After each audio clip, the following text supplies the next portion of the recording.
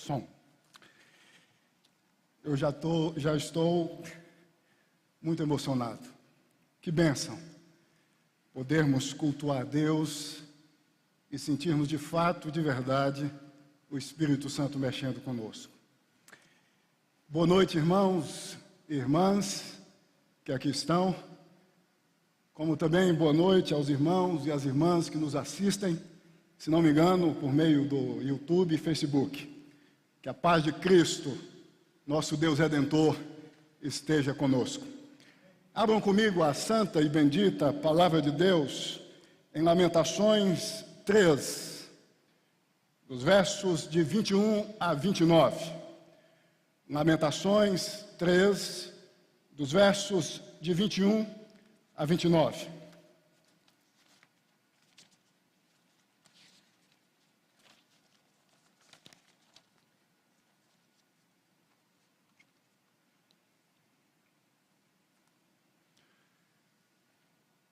Por gentileza, meus irmãos e minhas irmãs, em reverência à santa e bendita Palavra de Deus, ponham-se de pé. Nós estamos diante da boca de Deus, da voz de Deus. O texto santo, inerrante, suficiente, autoritativo. Lamentações 3, dos versos de 21 a 29. Assim diz a santa e bendita Palavra de Deus. Quero trazer à memória o que me pode dar esperança. As misericórdias do Senhor são a causa de não sermos consumidos, porque as suas misericórdias não têm fim. Renovam-se cada manhã. Grande é a tua fidelidade. A minha porção é o Senhor, diz a minha alma. Portanto, esperarei nele. Bom é o Senhor para os que esperam por ele, para a alma que o busca. Bom é aguardar a salvação do Senhor, e isso em silêncio. Bom é para o homem suportar o jugo na sua mocidade. Assente-se solitário e fique em silêncio. Porquanto esse jugo Deus pôs sobre ele. Põe a boca no pó. Talvez ainda haja esperança. Converse com Deus mais uma vez e peça para que Deus traga ao seu coração palavras de vida eterna. Nós estamos vivendo em um tempo de crise, um tempo difícil. Este é o tempo em que devemos, como fazemos constantemente, cada vez mais, com mais contundência, nos colocarmos diante de Deus, pedindo que venha nos abençoar, nos sustentar cada vez mais. Deus amado, Deus santo, Deus bendito, eis-nos aqui mais uma vez diante do Senhor. Desta feita com o intuito de ouvirmos a tua voz. Deste modo, meu Pai, que tu venhas usar-me com poder, com unção, com autoridade. Que não seja eu, mas o Senhor comunicando à tua igreja, ao teu povo. E que saia palavras de vida eterna que venham impactar vidas aqui hoje. E vidas que nos assistem por meio do Facebook, do YouTube. Que a palavra venha de fato cortar os corações, impulsionar vidas, dinamizar vidas, na direção da subserviência à palavra do Senhor, em um mundo tão obscuro, tão perverso. Que assim seja, meu Deus. Usa-me para a honra e glória do nosso bendito Jesus, nosso Deus Redentor. Amém e amém. Podeis assentar-vos, irmãos e irmãs. Meus irmãos e minhas irmãs, 2020 se foi, nos deu tchau. Ficou nas gavetas do passado, mas deixou cicatrizes profundas agônicas na humanidade, por conta da pandemia da Covid-19. Penso eu que hão de permanecer nos anais da história do nosso país, e por que não dizer do mundo, por décadas. Isto porque já são mais de 239 mil mortes em nosso país, e no mundo são mais de 1 milhão de mortes por causa da pandemia da Covid-19. Por isso, penso eu que é certo dizer que a perspectiva, no que diz respeito ao ano vigente, isto é, 2021, que está no seu início, não é das melhores. O mundo hoje está perplexo, atônito, em um labirinto existencial, em um campo existencial movediço. Indagações das mais variadas correm às mídias sociais. Medo, pavor, perplexidade têm abarcado a vida de muitos. Tempos difíceis, tempos de sonhos frustrados, talvez seja o seu caso. Tempos de perdas, talvez seja o seu caso. Tempos de muita dor, mas de muita dor, talvez seja o seu caso, meu irmão e minha irmã. Ah, meus irmãos e minhas irmãs, infelizmente, é certo admitirmos que estamos vivendo em tempos de crise. E ainda admitirmos que a esperança de muitos em meio a essa crise esvaneceu, minguou, aformigou-se. Talvez seja o seu caso. Talvez em função de tudo que vem ocorrendo desde o ano passado, perdas, crises, você que nos assiste, e você que está aqui, de corpo presente, nos acompanhando, esteja sem esperança, sem uma perspectiva positiva permeando o seu ser, a sua alma.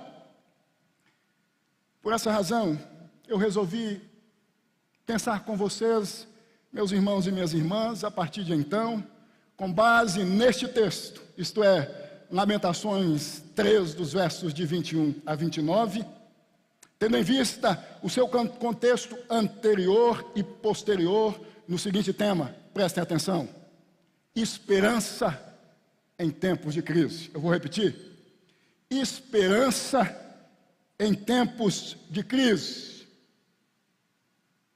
Como podemos ter esperança em um tempo como o que estamos vivendo hoje, onde a crise é evidente, é explícita?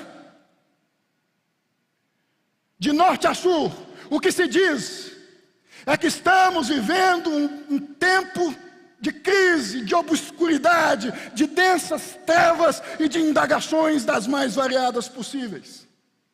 Pensando no nosso texto, isto é, Lamentações 3, dos versos de 21 a 29, talvez a indagação que você esteja fazendo, meu irmão e minha irmã, é: como podemos encontrar crise e, por conseguinte, esperança no livro de Lamentações?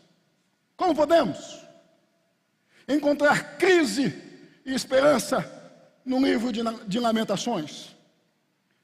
A resposta é observando-nos alguns pontos que podem constatar a crise e, por conseguinte, a esperança. Deste modo, a partir de então, nós vamos observar que na narrativa de Lamentações, nós encontramos crise e esperança. Inicialmente, penso que devemos ressaltar alguns pontos que evidenciam crise no livro de Lamentações. O primeiro ponto em que podemos constatar a crise tem a ver com o ano em que o livro de Lamentações foi confeccionado, já que o ano da sua confecção constata crise. O ano foi 586 a.C., ano em que o rei Nabucodonosor, com ímpeto, invade o reino do sul, isto é, Judá, e destrói a sua capital, Jerusalém. Talvez você esteja se perguntando, mas onde nós podemos perceber isto na narrativa de Lamentações? Observem comigo o capítulo 1, por gentileza. Lamentações, capítulo 1. Os versos de 1 em diante, os versos de 1 em diante vão externar a crise que abarcou a cidade e os seus habitantes. Mas nós vamos nos ater só ao verso 1 e ao verso 3. É importante desde já entendermos que cidade aqui é sinônimo de espaço geográfico e de povo. Vou repetir. Cidade aqui é sinônimo de espaço geográfico e de povo. Se não observem, o verso 1 diz o seguinte: como já solitária a cidade outrora populosa, tornou-se como viúva, a que foi grande entre as nações, princesa entre as províncias, ficou sujeita a trabalhos forçados. Aqui ele está falando da cidade, do espaço físico, do território, onde o povo pisava, onde o povo transitava. Verso 3, Judá foi levado ao exílio, afligido e sob grande servidão. Judá, o reino, aqui se refere ao povo, aos habitantes. No verso 1, a descrição é da destruição, é das cinzas, é dos escombros, é da cidade rendida às cinzas, aos escombros. No verso 3, a descrição é do povo sendo deportado, conduzido cativo à Babilônia. Deste modo, nós podemos perceber crise desde o capítulo 1, tendo em vista os seus primeiros versos. O segundo ponto em que podemos constatar crise no livro de Lamentações tem a ver com o próprio nome do livro, isto é, Lamentações. Já que o nome Lamentações, de acordo com a versão grega do Velho Testamento, isto é, do Antigo Testamento, a Septuaginta pode ser traduzido por gemer em alta voz. São gemidos. É a voz de quem está diante de uma cidade coberta por cinzas e de um povo sendo deportado, sendo ouvida de maneira estridente. Alguém já disse que o livro de Lamentações pode ser visto como um culto fúnebre por ocasião de muitas perdas. A cena é de alguém que está aos pés de um caixão. E o verso 4 do capítulo 1 vai descrever isso. Se não, notem o que diz aí o verso 4. Os caminhos de Sião estão de luto. Cerimônia fúnebre. Um caixão diante do povo. Tristeza, dor. A reunião solene, todas as suas portas estão desoladas. Os seus sacerdotes gemem. As suas virgens estão tristes. E ela mesma se acha em amargura. O terceiro ponto em que podemos constatar crise no livro de Lamentações tem a ver com seu autor, o profeta Jeremias, já que é quem anuncia a crise. Enquanto profeta, em Jeremias capítulo 19, verso 14 e capítulo 20, dos versos de 1 a 6, é o vaticínio da crise, é o anúncio da crise. E também é quem não só anuncia a crise, mas também quem geme como quem está em uma cerimônia fúnebre com a chegada da crise. O capítulo 3, dos versos de 1 a 66, mostram exatamente isso. O capítulo 3 é a descrição, ou melhor dizendo, a externação da dor que permeava a alma do profeta, por ver a cidade coberta por cinzas. Alma machucada, alma ferida. E no capítulo 3, a descrição da crise que abarcou, que empacotou a cidade de Jerusalém. Lamentações 3, dos versos de 1 a 66, são as lágrimas que rolam do rosto do profeta Jeremias, por ver a cidade de Jerusalém em crise, coberta por cinzas, sem os seus habitantes transitando para lá e para cá, como descreve o verso 1 do capítulo 1. Esta é a situação. Cidade coberta por cinzas, muita dor, muito sofrimento, muita desesperança, muita angústia, muito abatimento. Parece-me, volto a dizer, a cena de quem enxerga um culto fúnebre, com pessoas em volta de um caixão, se desaguando em lágrimas. Essa é a descrição do capítulo 3. Muita dor. Alguns pontos acerca da constatação da crise. Preste atenção.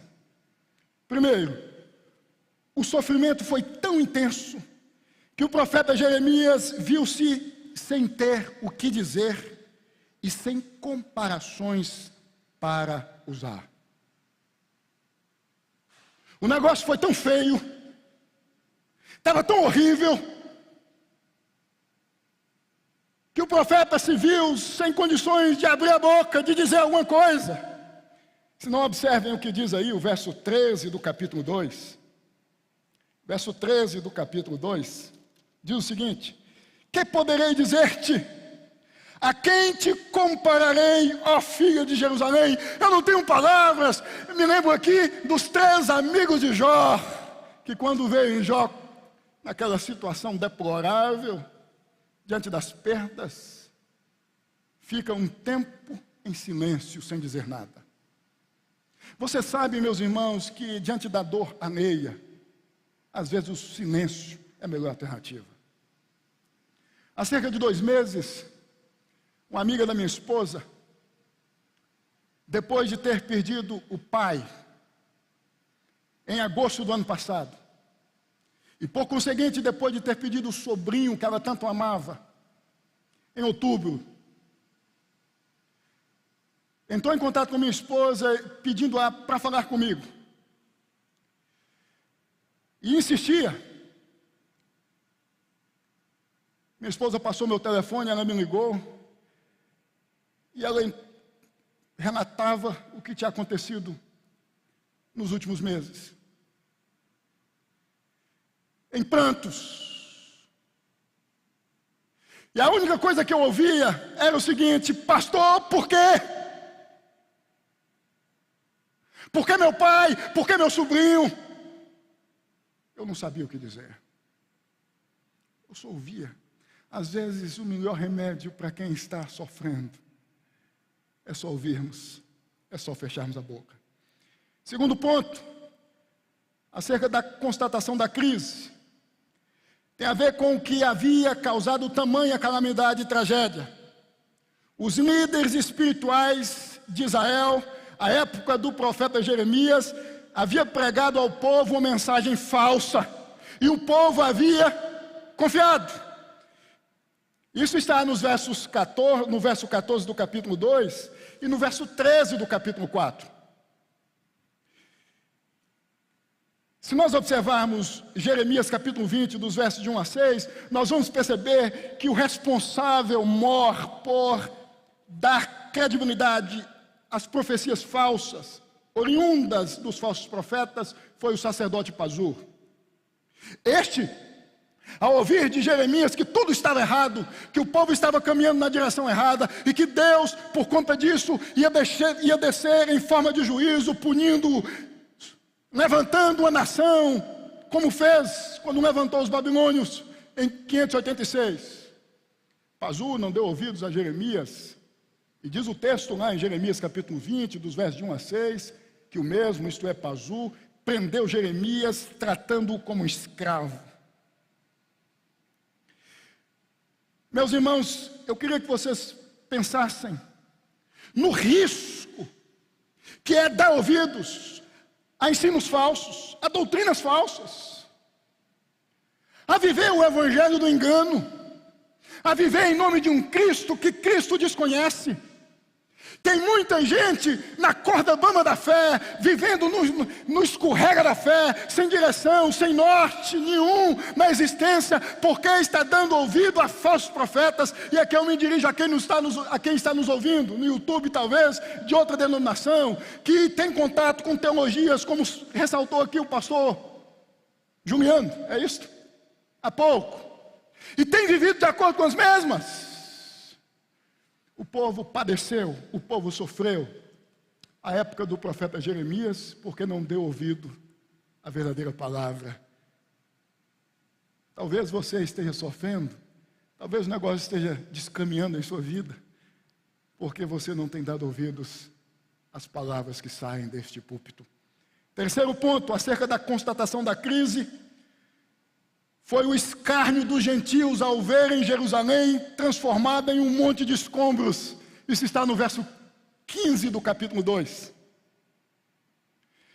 Isso é interessante porque, de fato, quando nós escorregamos, quando nós batemos a cabeça, metaforicamente falando, na existência, nos ferimos, nos machucamos, os inimigos de Deus, os inimigos da fé fazem festa. O inimigo festeja.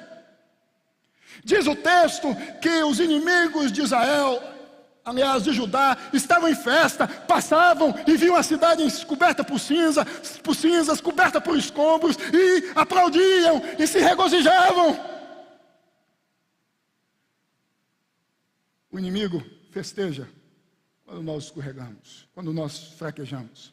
Em síntese, meus irmãos, esses pontos acerca da constatação da crise mostram o povo de Deus vivendo em uma crise profunda. Mas agora vem a melhor parte. Agora vem o mel. Porque vimos os pontos que constatam a existência da crise. Resta nos certificarmos dos pontos que constatam a esperança nesse tempo de crise, que abarcou Jerusalém e seus habitantes, que são aplicáveis a nós, tendo em vista o tempo de crise que estamos vivendo por conta da pandemia da Covid-19.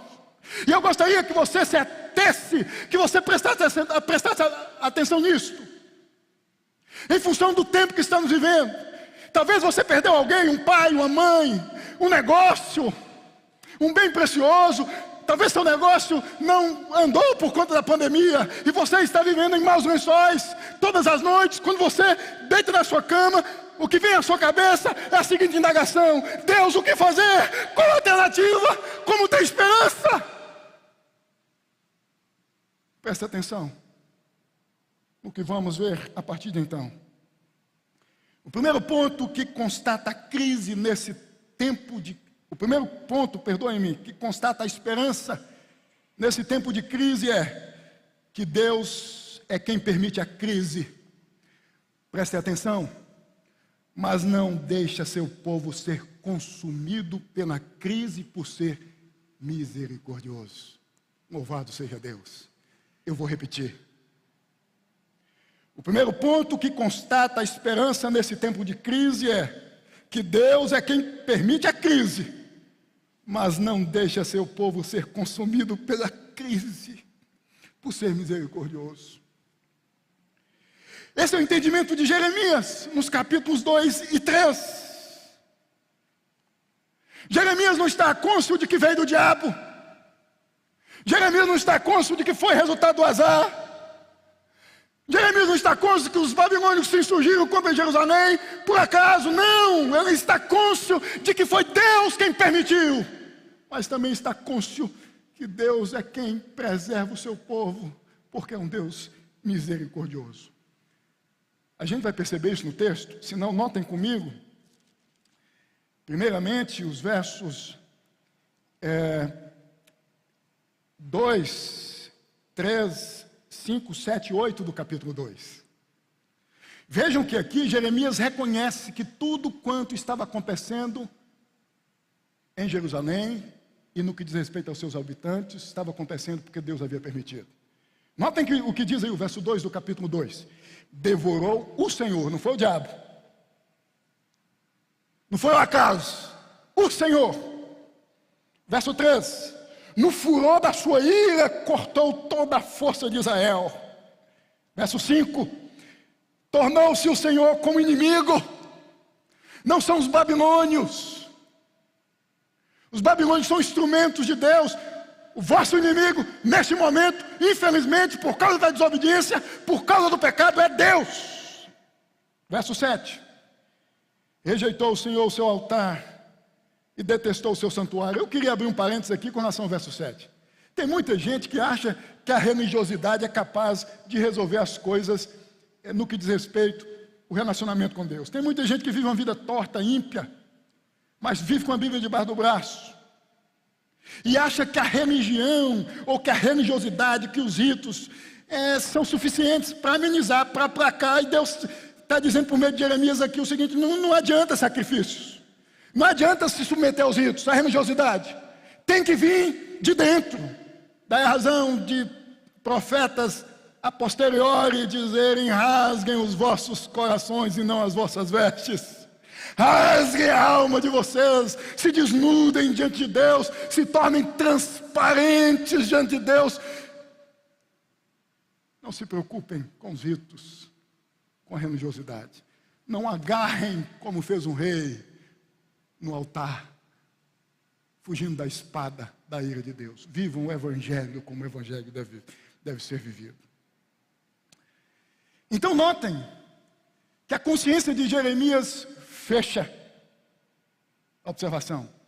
Notem que a consciência de Jeremias aqui é de que Deus que havia permitido a crise. Eu gostaria que você, meu irmão e minha irmã, entendesse que a Covid-19 não é resultado do acaso.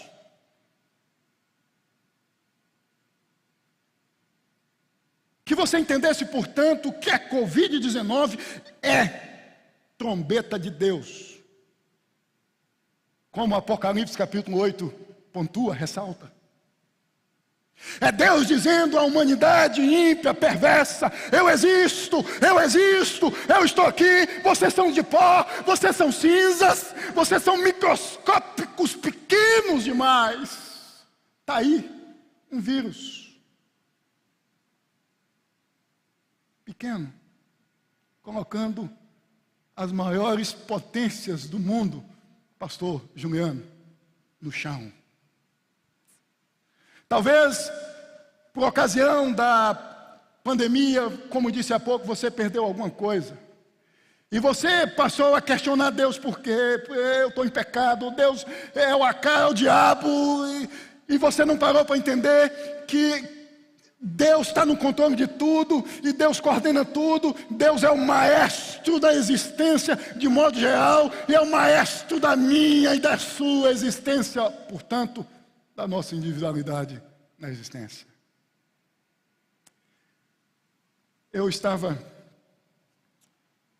alguns meses atrás, ouvindo a entrevista de um pastor, muito conhecido em nosso país.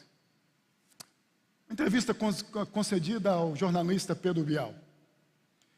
E me chamou a atenção quando Pedro Bial perguntou: foi Deus quem permitiu a Covid-19? Foi Deus? E a resposta do pastor foi: não, Deus não tem nada a ver com isso. Deus não tem nada a ver com isso. Isso é um problema nosso. Em outras palavras, ele tentou dizer o seguinte: Deus está distante disso. Não. Nós não podemos admitir isso, porque Deus é soberano. Deus tem a história em suas mãos. Deus é o autor da história, como diz Apocalipse, capítulo 8. Jesus Cristo, Deus encarnado, Deus homem, tem as rédeas da história em suas mãos. Então não se assustem, não se preocupem. A crise instalada no mundo, portanto, por conta da pandemia da Covid-19, como disse e volto a dizer, não é resultado do acaso, mas da vontade permissiva de Deus, em forma de juízo, de modo geral, contra o pecado. Eu volto a dizer aqui, é Deus chamando o mundo. Prestem atenção, eu existo. Vocês não dão conta. Vocês não dão conta. Os versos de 21 a 23 do capítulo 3 mostram que o Deus que trouxe a crise não permite que seu povo seja consumido pela crise por ser misericordioso. Preste atenção nisto. Deus traz a crise, mas Deus preserva o seu povo em meio à crise. E o recado aqui é o seguinte: não se desespere. Deus preserva o seu povo. Acerca disso é importante considerarmos 2 pontos. Presta atenção. Primeiro, Jeremias em momento nenhum deixa de reconhecer que a crise veio como sinal da ira de Deus contra o pecado de Judá. Ponto 2. Jeremias também não deixa de reconhecer que o Deus que trouxe a crise por meio dos babilônios é o mesmo que preserva, volta a dizer, seu povo na crise. A ideia de não ser consumido no contexto do Velho Testamento, isso é interessante, é de permanecer existindo. Tem a ver com o que é físico, com a terra, com o que é palpável.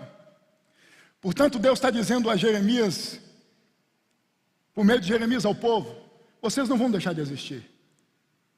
E nós sabemos que o povo retornou em 516, 70 anos depois. A terra vai voltar a pertencer a vocês. Mas no Novo Testamento esta não é a ideia. Portanto, não tem a ver com o que é físico, tem a ver com o que é espiritual. Enquanto no Antigo Testamento a promessa é: vocês não vão ser destruídos, vocês não vão ser totalmente varridos da existência, vocês vão retornar à terra, como aconteceu, como disse em 516. No Novo Testamento a promessa é: nada vai afastar vocês dos caminhos de Deus, nada vai tirar Jesus de vocês. Vocês podem perder a vida, vocês podem perder seus bens, seus carros ou casas, mas nada, absolutamente nada, diz Paulo em Romanos capítulo 8, poderá afastar vocês de Jesus Cristo. Tem a ver com sustentação espiritual, tem a ver com apaziguar a alma, tem a ver com o Espírito Santo colocando no meu coração e no seu coração o seguinte: acalme-se, fique tranquilo, fique em paz. Por isso é importante, meus irmãos e minhas irmãs, nós entendermos que a crise, seja ela qual for, presta atenção, não tem o propósito de nos consumir, mas de nos fortalecer na fé. O propósito é nos fazer mais fortes. O propósito é nos fazer caminhar com mais fervor. 2 observações com relação ao capítulo 3. Primeiro, que o capítulo 3 evidencia a angústia do povo. Segundo, que o capítulo 3 evidencia a crise esmagando o povo, mas ao mesmo tempo a esperança exposta diante do povo, o próprio Deus. Um escritor muito conhecido chamado A.W. Tozer, certa feita, chamou a esperança de alquimia divina que transforma o metal ignóbil da adversidade em ouro. Deus tem o poder de transformar a crise em bonança. Deus tem o poder de acalmar a tempestade. Jesus fez isso. Os discípulos perdidos, atordoados, no barco, em meio a ondas turvas, bravias, com medo, Jesus dormindo acorda e acalma o vento.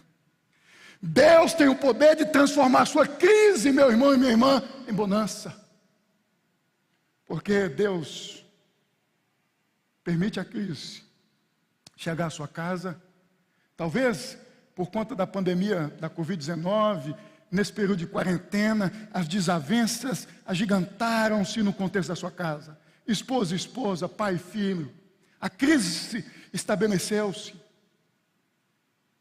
Creia que Deus pode transformar esse momento de tormenta, de crise, em bonança. Deus é o Deus que permite a crise, mas é o Deus que transforma a crise em bonança. Deus é Deus de misericórdia sem fim, ensina o verso 22 em sua parte B. Mas o que isso significa? 2 coisas. Primeiro, que a história do povo de Deus com Deus evidencia o cuidado de Deus para com seu povo ou as misericórdias de Deus para com seu povo. Quando Jeremias diz assim no verso 22, verso 21, quero trazer à memória o que me pode dar esperança. As misericórdias do Senhor são a causa de não sermos consumidos, eu penso, e aí é o ponto 2, que Jeremias está dizendo ao povo, recordem-se do que Deus fez com o povo quando mesmo estava no Egito. Cativo no Egito. Deus arrancou o povo das garras do rei do Egito, por meio de Moisés. Venham recordar também do que Deus fez por meio de Josué. Moisés morre, Deus levanta Josué, e Josué então dá continuidade ao projeto de conquistar a terra. Recordem-se das misericórdias do Senhor, ou seja, dos feitos do Senhor, do cuidado de Deus, da providência de Deus. Traga à memória o que pode dar esperança a vocês. Não fique com o que a mídia tem dito. Não se prenda às mortes. Não se prenda às crises, às perdas. Traga à sua mente o que pode dar esperança a você. Talvez o que aconteceu com você há 10 anos atrás, ou há 5 anos atrás, um livramento. Deus te sustentando, Deus te reconstruindo na vida. O que Jeremias quer nos ensinar aqui nos versos 21 e 22, meus irmãos, é que nós devemos, na crise, não nos esquecer de que o nosso Deus é um Deus de misericórdia. E continuarmos firmes, de pé. E o verso 22 e 23 nos ensinam que as misericórdias de Deus são permanentes e não transitórias. São permanentes e não transitórias. Traga à memória que o Deus que sempre cuidou de vocês, que sempre cuidou de você, é um Deus de misericórdias. E as suas misericórdias não são transitórias, são permanentes. Este é o significado aí da expressão, renovam-se cada manhã. Deus é bom o tempo todo. Vejam comigo o que diz o Salmo 100, verso 5. Esse é o entendimento do Antigo Testamento. Notem que diz aí o Salmo 100, verso 5. É a mesma ideia aqui do capítulo 3, versos 22 e 23.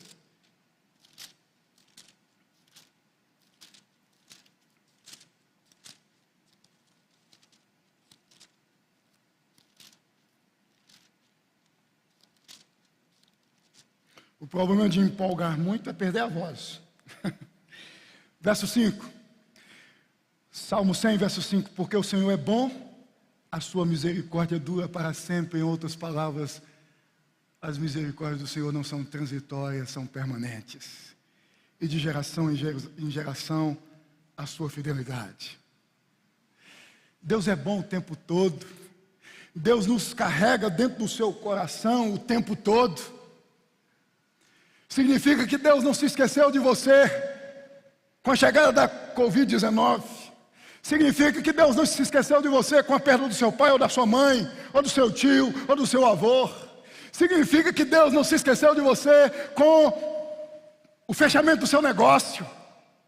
Porque Deus é um Deus de misericórdias o tempo todo. Volto a dizer, as misericórdias de Deus não são transitórias. São permanentes, renovam-se a cada manhã.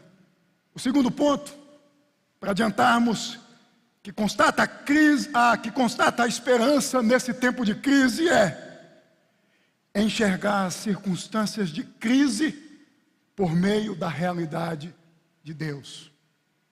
Vou repetir, enxergar as circunstâncias de crise por meio da realidade de Deus. Talvez você esteja se perguntando nesse momento, mas o que significa? Significa enxergar as circunstâncias de crise, entendendo que Deus está no domínio, está no controle de tudo.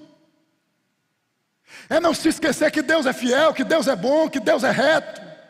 É se desaguar em Deus, é se recorrer a Deus, como pontuou há pouco o pastor Juliano. É ter uma vida de oração, é ter uma vida devocional.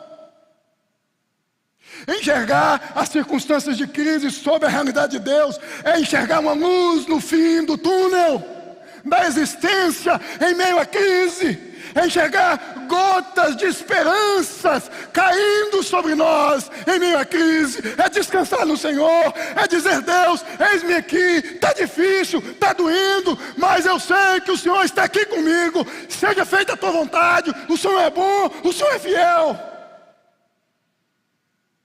Foi isso que Jeremias fez. Se não, observem o que diz aí os versos 25 e 26. É exatamente isto. Bom é o Senhor para os que esperam por Deus, para a alma que o busca.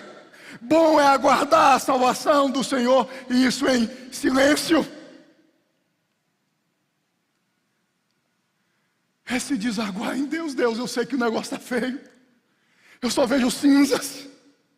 Talvez mães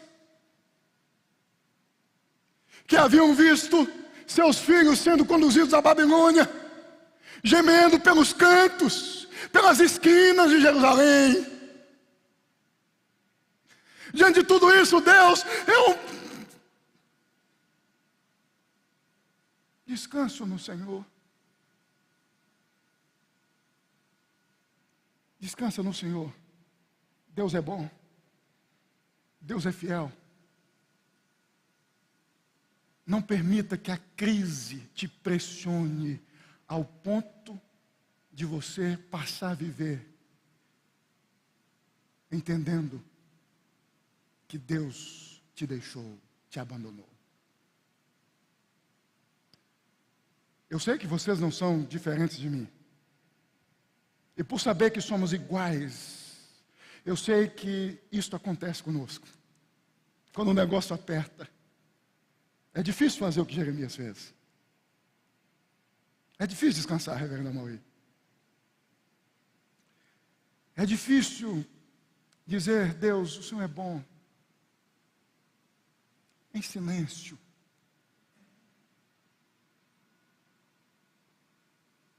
Eu aceito tudo.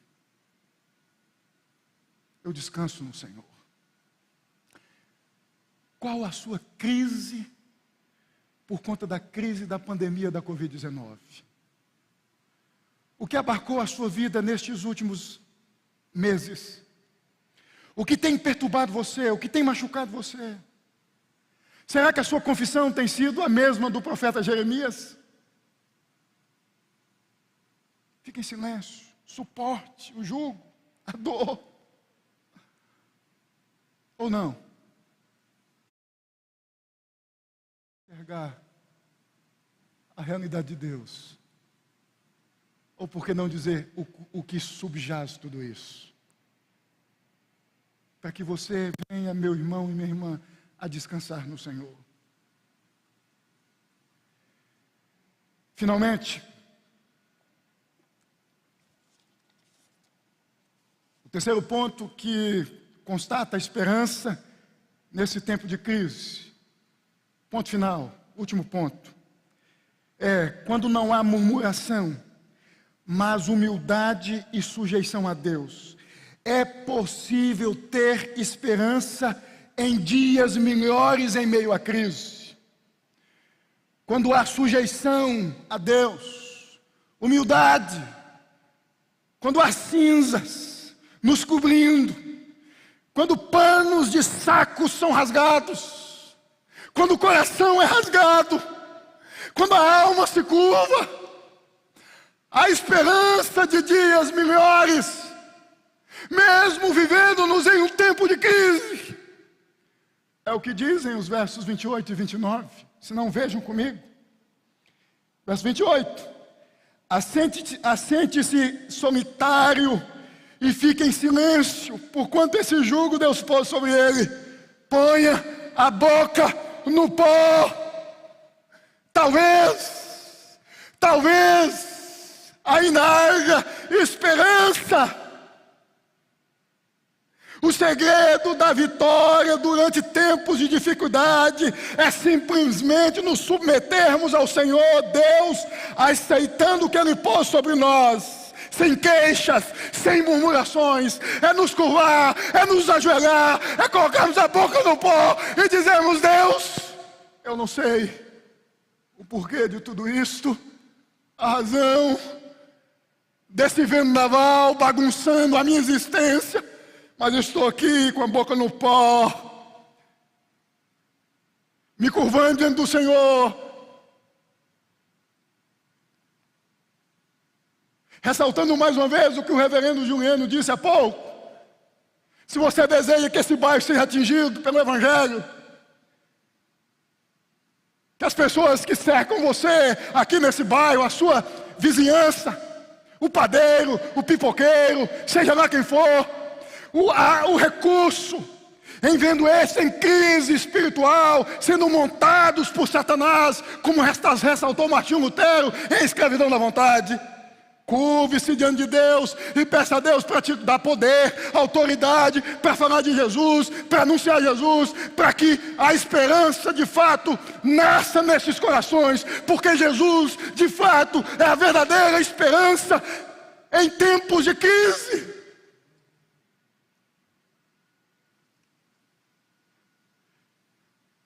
Eu me recordo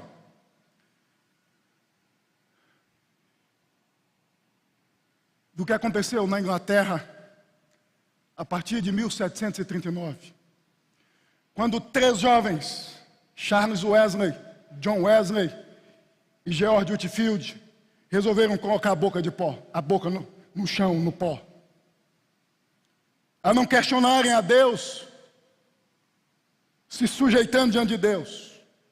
Isso porque a Inglaterra, à época, estava vivendo uma crise sem precedentes, na economia, na política, na religião.